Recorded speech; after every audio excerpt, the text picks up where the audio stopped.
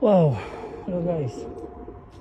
This is a wonderful place here in Takeldama, where Judas Iscariot hung himself. Wonderful place.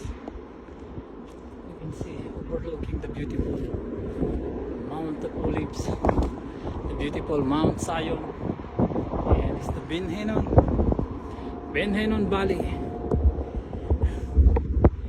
the gateway to the underworld. Wow.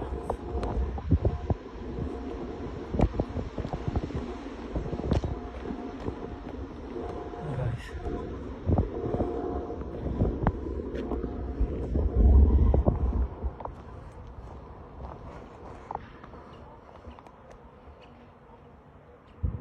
And this is the place where the high priest Caiaphas